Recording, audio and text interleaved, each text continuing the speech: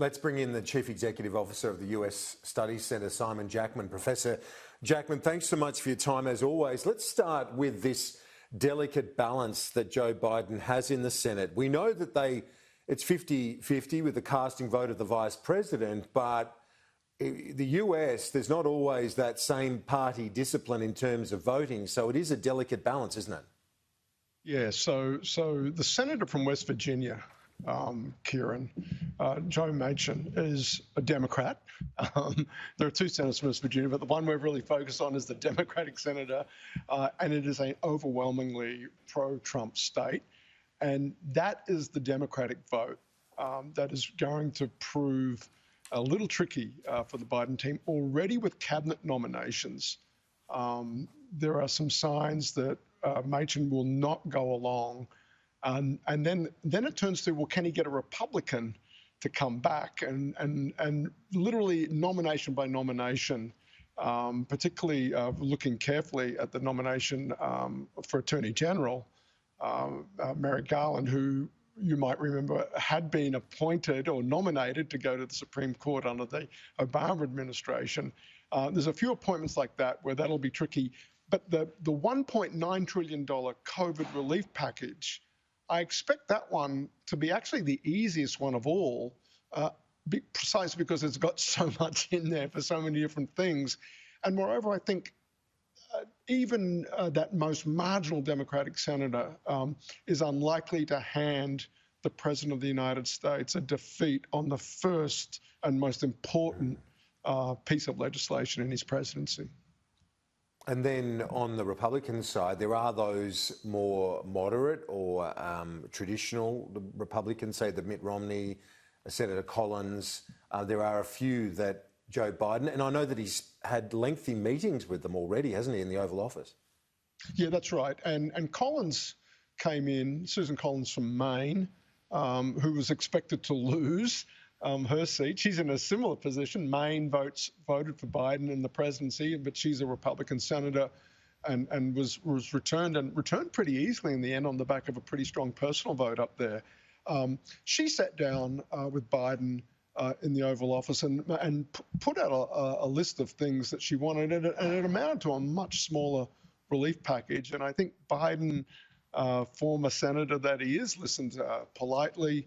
But I think there's been, make no mistake about this, they are going to use the process to avoid the filibuster here. They're going to make sure this comes up, and they only need 50 votes. I think they've got 50 Democratic votes at this point. They might pick off Romney. They might pick off Murkowski, even if they lose Collins. But Democrats are signaling they are going to get this through. They're going to use this procedural wrinkle they've got because it's a money bill. It's essentially a budget. It's a tax and spend piece of legislation, which means they don't have to get to 60 votes in the Senate. But this one, I think, is going to get through. We're going to learn a lot this week, Kieran. It goes into the House Budget Committee for the so-called markup process on Monday. But everybody in the US is saying expect this to pass the House of Reps as soon as Friday or Saturday US time, and then perhaps picked up by the Senate and moved pretty quickly there as well, perhaps over the weekend or early the week following. $1.9 trillion package, far and away, I think, the biggest thing Joe Biden will ever try and get Congress to do in his presidency. Yeah, huge, and he's getting it done, trying to get it done early in the piece. Let's just finish off, if we can. My colleague Annalise Nielsen was in Arizona in recent weeks and looked at the divide within the Republican Party. And many of our viewers would have seen Annalise's report earlier in the program today. We also had a feature on the Sunday Agenda program yesterday, and it talks about this bitter divide within the Republican Party. And Arizona, a good place to start, isn't it, Simon Jackman, given the McCain effect? Yeah, and of course, Arizona, the spiritual home of sort of modern conservatism, it's Barry Goldwater's home state, where that robust form, the desert Southwest, frontier style, red-blooded American conservatism really came from, and then went on to power the candidacies, ideologically at least, of Ronald Reagan. And then it found, it gave its Senate seat to John McCain, a bona fide American hero, for many at least. And now, like so many states, Kieran, that were formerly so thoroughly and reliably Republican, really splitting along demographic, educational, and race and ethnicity lines.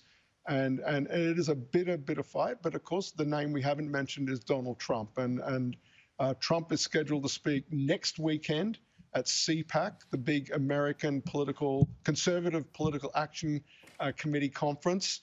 And all reports are he is plotting revenge against those members and senators that voted against him in that second impeachment matter. And this is the big cleavage in the party, Kieran. Trump seeking revenge, those who think aligning with Trump is the path forward for electoral success, and others like Mitch McConnell, I think, that point to the loss of the 2 Senate seats in Arizona and in Georgia as evidence that Trump is on net an electoral liability. That is the big fault line in the Republican Party right now. Professor Simon Jackman from the US Studies Centre, appreciate it. Talk to you soon. Kieran, thank you.